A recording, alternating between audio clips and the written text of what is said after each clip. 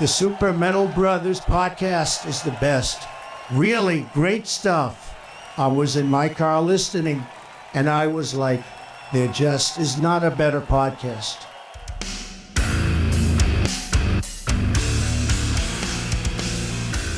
Dude, so I wanted to ask you this. Have you ever seen people in the mosh that you'll just never fucking forget? Yes. Every time I get into a mosh, I think there's one person I remember. There's always like the same types of people. They have archetypes. Dude, we should make that a thing. All right, from now on, we're going to give credit and acclaim to the mosh pit legends we see out in the wild. So we were at the Monster Mosh. Shout out to Signs of the Swarm for killing that one, in my opinion. Signs of the Swarm, Chelsea Grin, Woe Is Me, Victims. Gideon. Gideon was off the fucking chain. Surprisingly good. But there was a dude there dressed up as Mermaid Man from SpongeBob in the mosh. Coolest fucking dude. I mean, he was drunk off his fucking tits. I think he definitely wasn't just drunk either. I don't think it was. Oh, yeah. Probably some heroin too. Yeah, there's some other shit going on there. Yeah, in the mosh, cosplay as Mermaid Man, which was like totally homemade, which mad respect for. It even looked good. It was like worse than the shit you see at like fucking like Spirit Halloween, like the real basic ass fucking Halloween costumes. Yeah, it's almost made out of that felt material. Yeah. Like a kindergartner made it. I think he like printed out like cookie cutters of like the stars and just like, or like the shells and just put them over his nipples. It was just like paper. Yeah. But then we saw him again like a couple weeks. I think it was a couple weeks later. No, it was like 4 days later. Yeah. When we went to Lorna Shore.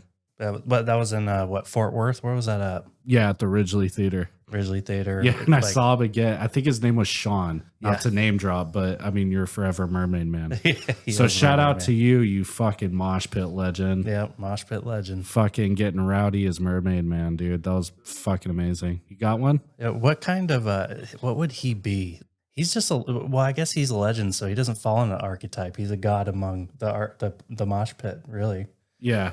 I mean, if there was an archetype, it'd be like that lone wolf, but he wasn't really the lone wolf archetype. So what the lone wolf archetype is like that dude. It's usually like an older dude, but it's like the dude that just goes by himself and he just like stands at the bar the whole night with his arms crossed and he's not allowed to let anybody know he's having fun. Like he's just got like, he's almost pissed off to be there, but he went anyways.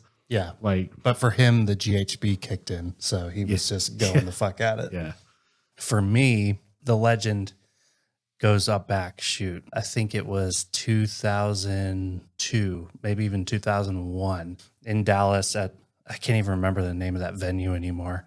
I think it's closed down. I saw Pantera, Nothing Face, Soulfly, and Morbid Angel. Oh, nice. Yeah, it was a crazy concert. Dude, how was Morbid Angel? Oh, they were dope. I actually revisited that same album that came out. I can't remember the name of it, but it's got like it looks like a Warhammer 40K, art on the front of it. It's a fucking dope album. Oh, dude, quick side note. You saw that Henry Cavill is doing a 40K series, right? Yes, I did. I sent you the link. Dude, that shit's super exciting. And I felt like, no, I might have not been talking to you. I was talking to my friend Richard because we've been playing 40K Darktide on PC, nice. Which is like a first-person shooter. Probably one of the better 40K iterations in, a video game installment. Yeah, but 40K is deathcore. Yeah. That's the deathcore aesthetic. Well, there's this whole branch out to like, anything Kintaro, Miura that did Berserk, and then everything beyond that, which influenced Dark Souls. There's like all the Dark Souls deathcore. Yep, Elden Ring. Yeah, but there's like no 40K deathcore, and that shit goes way fucking harder, dude. Yeah, that's crazy. I'm excited about that because 40K and deathcore are definitely 1 and 1. Back to my legends, though. My legend, so at that concert, Pantera, Soulfly, Morbid Angel, Nothing Face, it was actually my first concert of anything hard. I think the only concert I had been to before that was I had been to Metallica. So that was the hardest concert I had been to at the time. I went with a cop. My buddy, his dad was a cop, and I got high out of my mind, so I was paranoid. I bought a Pantera shirt. I was carrying around the shirt that I brought you know, because I'm not the guy who carries around the new shirt. I actually put it on as soon as I buy it. I think people are weird who don't do that. The shirt I brought was some piece of shit shirt. So I like in the mosh pit, I just threw it on the ground at some point. There was like a circle pit going on at one point, and this huge dude fucking picked up my shirt and pulled out a lighter out of his pocket and lit the shirt on fire. And this was like, nice. I think it was like during This Love playing, like that real fucking groovy thing. Yeah. That's the way I remember it, at least. And literally the fucking flames of the shirt were kissing his arm, and he was holding it out. This guy wasn't even feeling it. He was just holding the shirt straight out. And you sure this wasn't a hardcore show? No, he was going crazy. And then fucking like 4 security guards came out. It was like something out of a fucking music video. These 4 security guards came out and doused him in fucking fire extinguisher. Yes. Like 2 of them had fucking fire extinguishers. Just like bukkake. Yeah, they just fucking drenched him. And so everybody, you know, if you've ever been around fucking fire extinguisher, that shit sucks. It's like, if someone is crazy, you can't breathe. And it's just in the air. Imagine mosh, but everybody still continued to mosh. Oh, like they pulled that guy out, but everybody kept on going. Like we were dancing in fucking fire extinguisher. So that was cool. Fast forward like another 20 years, probably more than 20 years, I was at Knotfest. And it was the first concert that really came to Dallas, like out of COVID. And so literally the show was going wild. There was some people who'd not gotten aggression out for a while. Yeah. And there were some all right bands there. I mean, Slipknot was pretty good. I mean, but it wasn't, you know, what we're used to. So but people were just fucking extra rowdy and angry, dude. It was Killswitch and Slipknot. Yeah. It was Slipknot minus Joey. Went out to bum a cigarette from somebody because I never bring my own cigarettes. I started talking to this dude, and we were talking about the Pantera concert. The guy finished my sentence when I told him. He's like, yeah, lit the shirt on fire and blah, blah, blah. So he knew the story. I was like, oh, were you there or something? He was like, I was that guy. No shit. Yeah. So it was like 20 years later, I ran into the dude. And coincidentally, the reason I started talking to that dude is he had a Morbid Angel shirt on. So I was I saw Morbid Angel like 20 years ago. And this dude picked up my shirt and lit on fire. And he finished the sentence. I was like, yeah, dude, that was me. Fucking crazy. So like small world, fucking 20 years later in Dallas, Texas. I like how nonchalant he's like, yeah, I'm that guy that burnt your fucking shirt. I'm the guy. I'm the fucking crazy fucker who's like cooked my own arm at a Pantera concert. Yeah. People do crazy things, man. Speaking of which, we're wrapping up the year. What was your Spotify Wrapped? Oh, what was my Spotify Wrapped? I got to look it up. Oh, you know what? You sent it to me. I've got it right here. Do you? Yeah. So you've only been using Spotify pretty recently. Yeah, right? I do have to disclose that. I've been using it for 6 months. I was using Amazon Prime prior to that. So your top artists are 1 Typo Negative, Gay, 2 Vampires, yes. Tesseract. Dude, you got to tell me, I have yet to find a song by Tesseract that's like, this is it. I feel like Well, I really liked Of Matter. I think that's the name of the album. Of Matter. Yeah, at least that's the name of a song on the album. It's the one that looks like a ball, like needle. Yeah. It's I think it sounds like they have a female lead singer on that one. It's not. I don't think so. Yeah, I think I've looked it up. I can't remember. Either way, it's really good. The vocals, it's very ambient. It is Of Matter. That was your top song. Yeah, it's actually pretty chill. Then your number 3 was Buried Alive. Buried Alive. Dude, a lot of people don't know. So Charles Caswell, who's Buried Alive, he's the guitarist, and he does all the vocals and shit too. I think his wife does bass, but whatever. Yeah, their guitar. I mean, the guitar. If you're a guitar player and Buried Alive comes on and you don't like it, you just don't like guitar. It's weird. But dude, he used to be in Reflections. Oh yeah, that's which is one of my favorite bands. I didn't know that until like maybe a couple years ago. But he's fucking blowing up now. I actually wish Reflections got a little more recognition. But yeah, he's fucking killing it, dude. He's insane on guitar.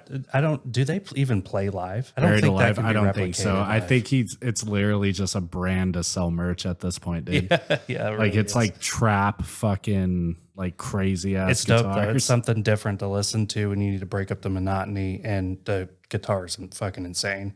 Yeah, my number 4 was Lorna Shore. Obviously, Pain Remains came out. Yeah, that'll do it. And then Gideon. So after we left the Monster Mosh, you started checking out Gideon. Gideon went fucking hard, dude. That Wall of Death that my wife was in the middle of, she took that shit like a trooper, dude.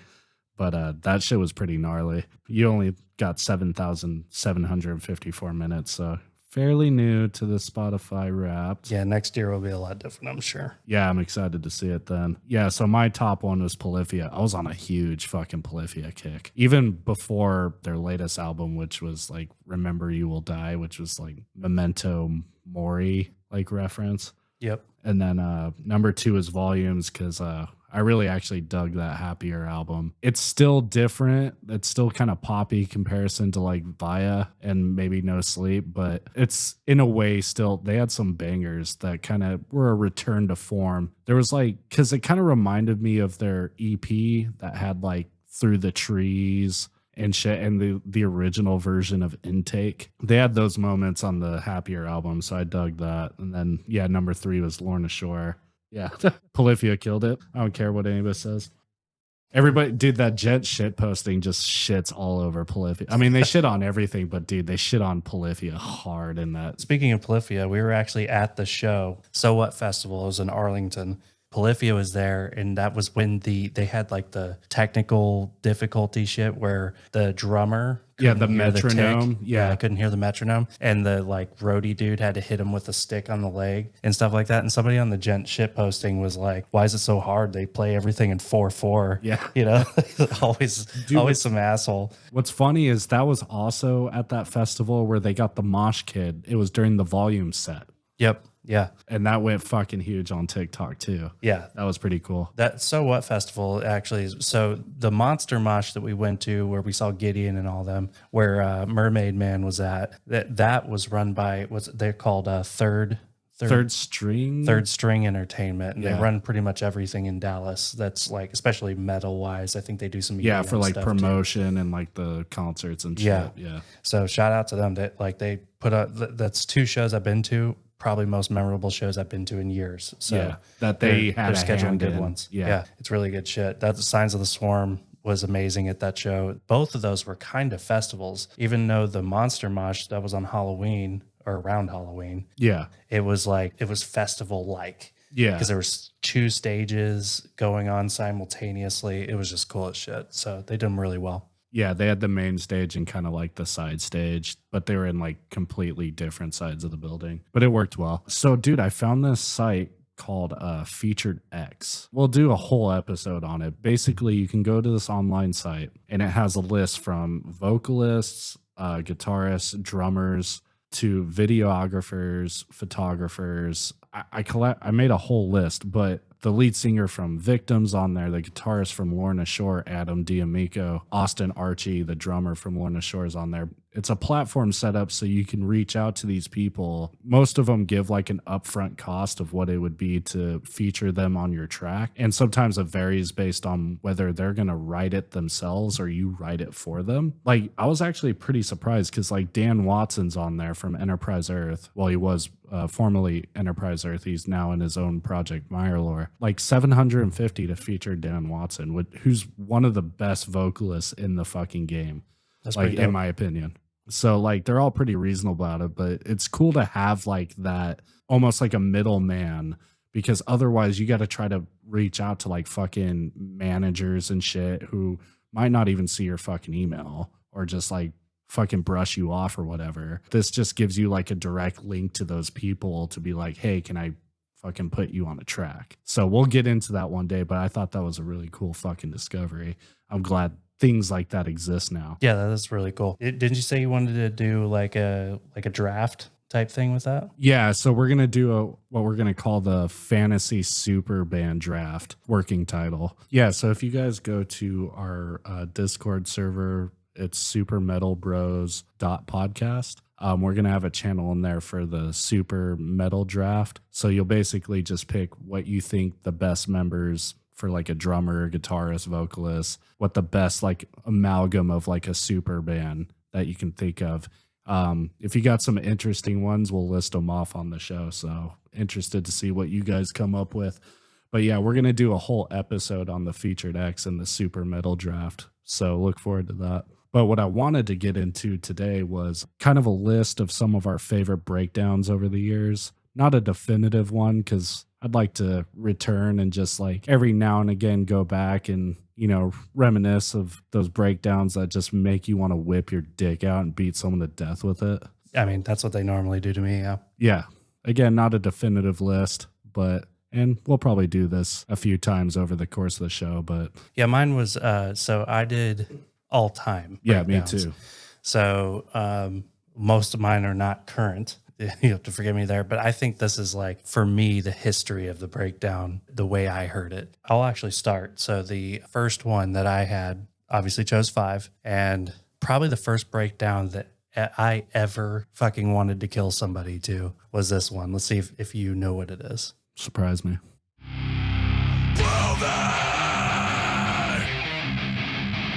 Hatebreed. That is fucking Hatebreed. Here comes right here.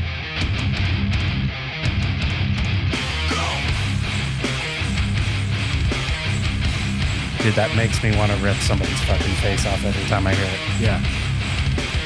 What a fucking great band, too. Like, if you want to get in a fight, that's the music to fucking do it. Well, now they're all like in their 50s. People are in their 50s still moshing around, dude. Yeah, like, yeah. They're actually, I was kind of, because when we went to So What and we saw Hatebreed, I was expecting them to draw in a much bigger crowd, but then it ended up being probably Knocked Loose that had the biggest crowd and following there that I noticed. Which Knocked Loose is probably a direct descendant musically, right? Of them. Yeah, absolutely. Yeah, I don't really listen to it, but I mean, Hatebreed for me, I mean, they ruled MTV too. They just had an aggression that I had never heard before. I'm pretty sure they're a West Coast band, so they bring that West Coast aggression that came with them. Just that whole album, that's off of Perseverance. Yeah. That whole entire fucking album's just, all it is breakdowns. That was the one that kind of broke out because that was one that I remember being played on MTV. And at the time, dude, that was some of the hardest shit you could get your hands on. Now everybody sees Hatebreed as like the fucking dad metal of hardcore, basically. That was one of the hardest. I don't care. Proven's one of the hardest fucking breakdowns they ever came up with as well. Not a hardcore band, but definitely it hits that spot for nostalgic metalcore.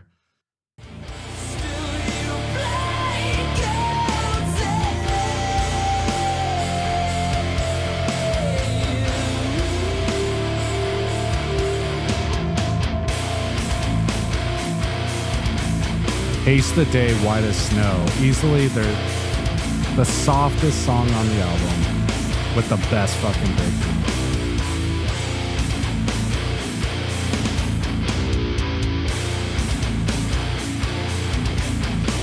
Yeah. I think I introduced you to that song, actually. No, I introduced you because that's my favorite Haste the Day album is Attack of the Wolf King. Fair enough. That one I've spent a long time listening to. Oh, well, even just the quality of his voice in that song with all the ambient guitar and stuff like that. I mean, that song is a banger. I didn't really like the album. Oh, I loved it. I go back to that song all No, the time. I think you need to revisit it. Yeah, it's crazy about that because it's such a simple breakdown, but I don't know. It just hits a fucking way, dude. I love it. That's pretty dope. My second, I can't remember what order these are in timeline, so nobody fucking come after me on this one. So this one, I'm not sure if you'll recognize this one. I like to surprise, so let's see.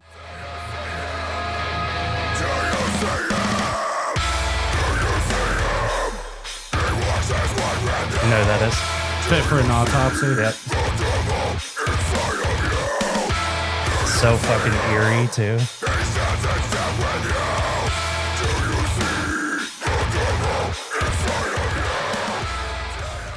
That was off Hellbound, wasn't it? That's a was an early 2013 one, album. Yeah, that song specifically has just got such a eerie background to it. Like, yeah, the ambience of it. Yeah, I don't know what it is, but like when he starts saying, "Do you see him?" Like the like this fucking demon that's haunting you. Like, God, they really nailed that part. It makes my skin crawl when I hear it in such a good way. Well, and Joe Bad is a good vocalist, but for some reason I do prefer their first vocalist just a tad bit more because they're both like kind of generic by today's standards. When you have like they're very Cookie Monster. Yeah, very Cookie Monster. There's another archetype, the Cookie Monster. That's dope. Yeah, that was, dude. So Chelsea, I kind of have to attribute to what kind of helped me start really dipping my toe into deathcore because, yeah, back then I listened to a lot of metalcore and shit. But I mean, the breakdowns from Desolation of Eden just couldn't be denied. Like they were fucking amazing. Like the production value was, even for that time, it was still pretty decent. Like it's not the greatest, but that's definitely probably their magnum opus. I think everybody would agree that's like the best Chelsea album. And what kind of breakdown friggin' show would this be if we didn't put on friggin' Chelsea Grin on something? So I'm glad you had it on your list. Actually, my shit was out of order, I realized, because that was a 2013 album, Hellbound, and the next two actually came before that. So I know, Soler, that you know this song. So climb your fucking river, bitch! Romance is dead. Fuck yeah. I know no one can see us headbanging right now. Yeah, that's easily one of the greatest of all times. Yeah. I mean, Parkway just had fucking breakdowns for days, dude. And their sound, man, like that guitar was just searing. That's when the good old days of Parkway Drive. That song actually came out when I was in Iraq. So that whole album, Killing with a Smile, definitely carried me through some stuff. So yeah, I love the shit out of it. Yeah. Well, if we're going to take it back a little bit, even further than Chelsea Grin, this would be in between Chelsea and Parkway, those two albums. But we're going to take it back to some old fucking Architects, dude, back when they were like kind of mathy, dude. Oh, let's hear it.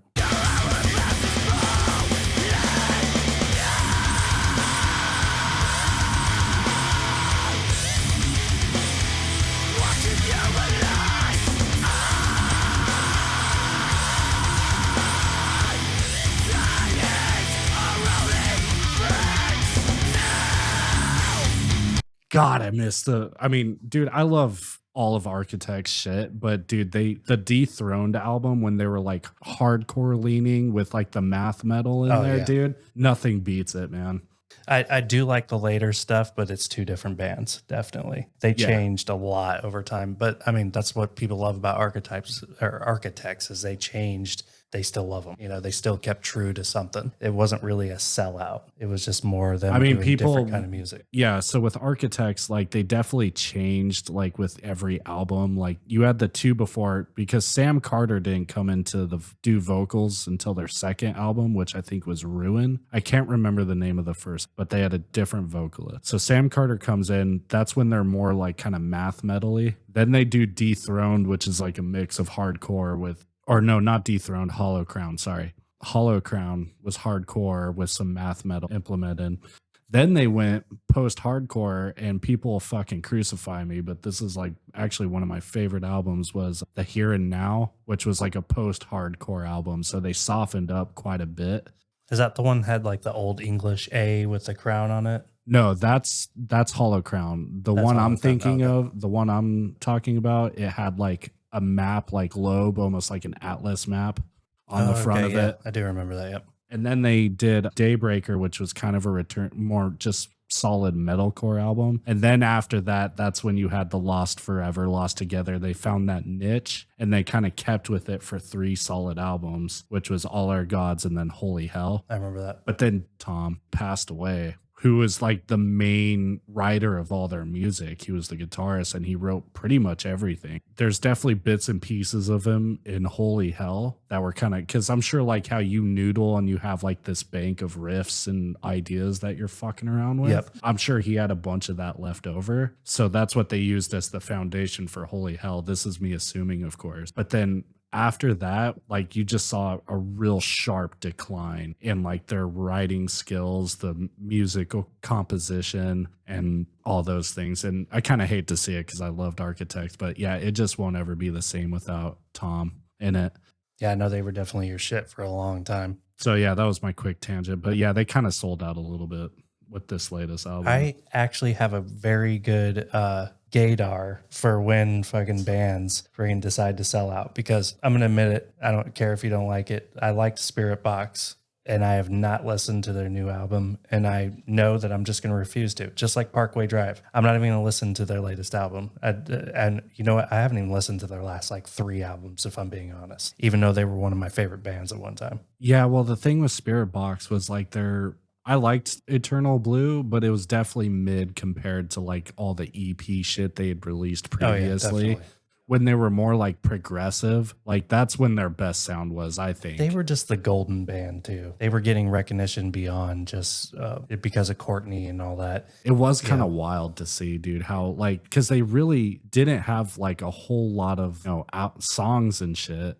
And they were just garnering like, I don't want to say like that they didn't deserve it, but they were just like I think people had really high expectations. Yeah. Well, and then they even gave it, and I was like, oh, it's good, but it's not that good. I didn't think Spirit Box, like nothing I heard by them was like changing a genre or anything. It was just like, yeah, it's all right. Like, yeah. It was solid. It was mid. Yeah. Not in a bad way. It wasn't bad mid, but it was mid. So this is almost the same time as Parkway Drive right here. And this probably, if I had to put these in a ranking, this one would be number 1 for me.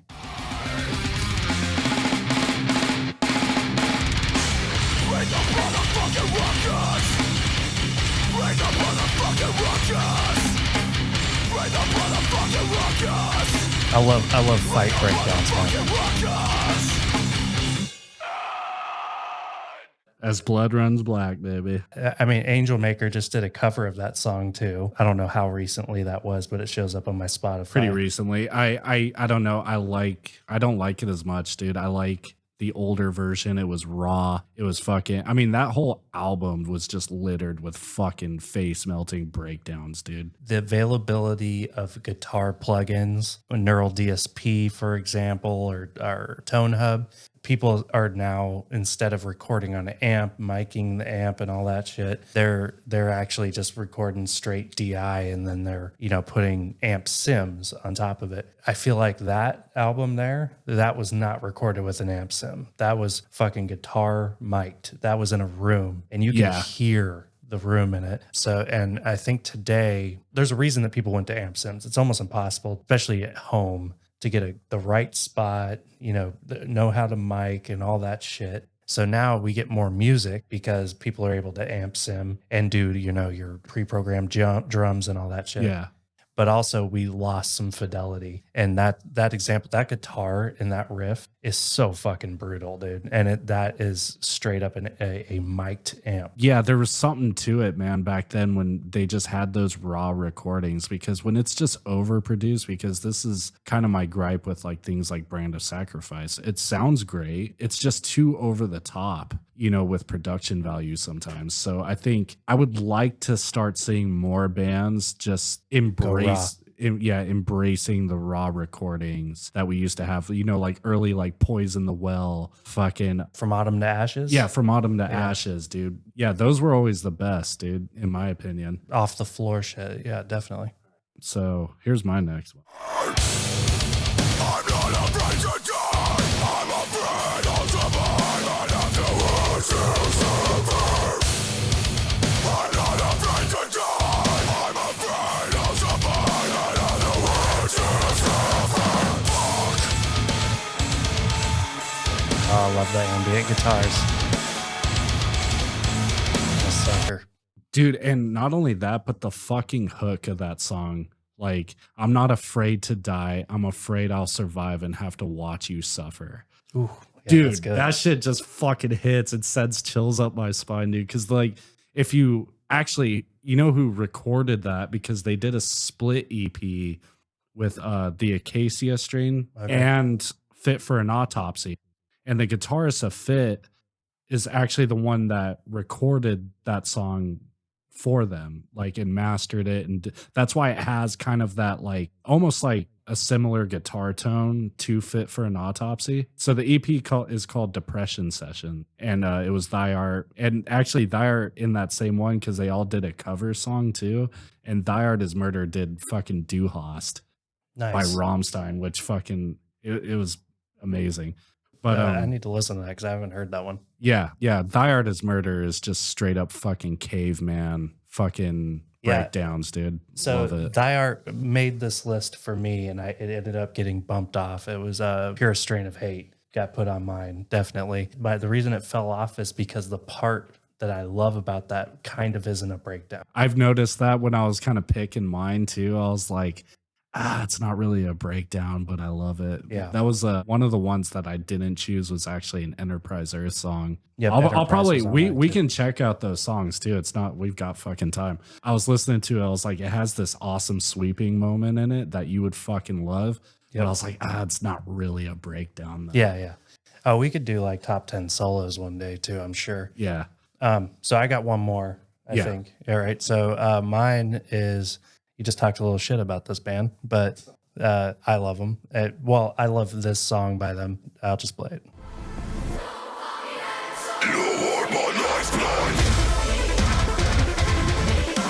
Fucking Will Ramos with Brand of Sacrifice. Was Will on that song? Yeah, he's featured on it.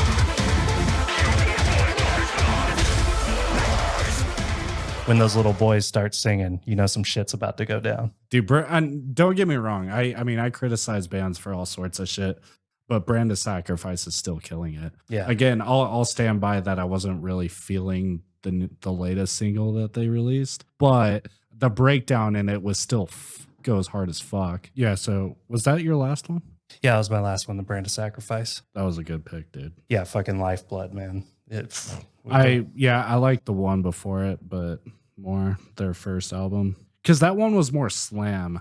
That like they had like slam. The slam wave was kind of coming in and out, or I should say going kind of full force, but then it kind of like burnt out. I think people were like, "Oh, it's just too caveman for me. Fuck slam." Yeah. Like, but I enjoyed it.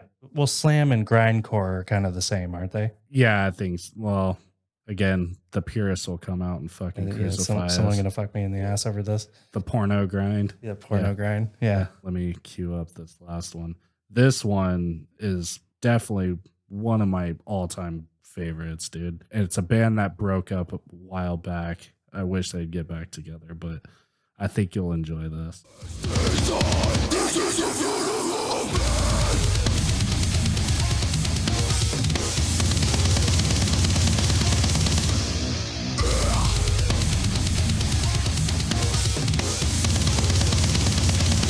Wait for it.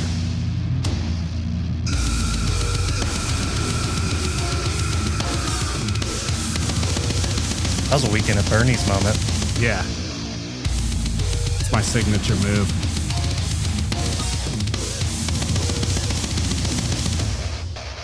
Yeah, so that's Boris the Blade. The song is Mortal Procession. Yeah, that's fucking dope. Fucking heavy. I haven't heard that one before. That was off their album, The Hive.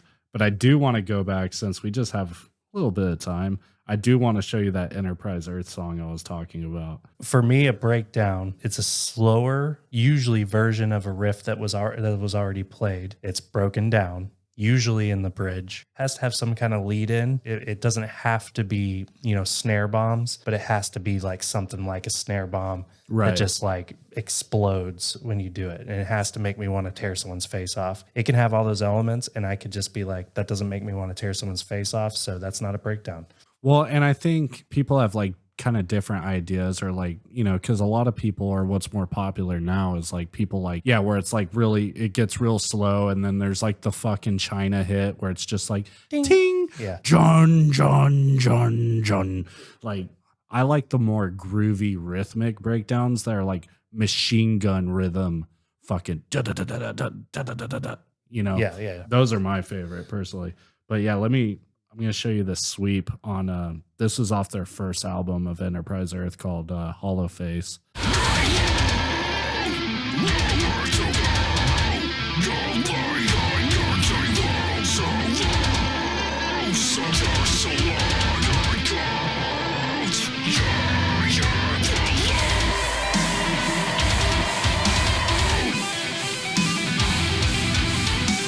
Fucking dope. Like, it's kind of a breakdown, but it's more of like a solo. Yeah, see, that's the type of shit that I go for normally. Yeah.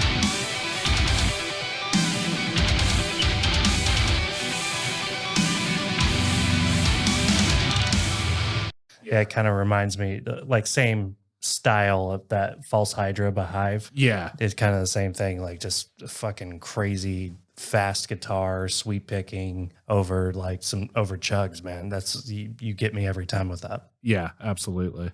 I think we're going to compile this list. Maybe we'll probably make a playlist on Spotify, and as time goes on and we add more of these hand-picked breakdowns, we'll just add them to the Spotify playlist. So look out for that. You got anything else you want to cover, man? No, I think there's some honorable mentions, though, that didn't make the list. I mean, I felt kind of bad that I didn't put a Pantera riff on here just because, like, I feel like they're the godfathers of everything that we do now. Only problem, though, is they don't have any really traditional breakdowns, you know, in the same way that we do today. So, I mean, like the riff from This Love, the groove riff that comes in, that's like one of the greatest riffs of all time. It's just not a breakdown, so I couldn't really do that. Right. I had other Brand of Sacrifice, Shadow of Intent. There's lots of new stuff. I just felt that if it's going to be all time, it can't be everything from today. No, and that's why, I tried to have like some new shit with some old shit.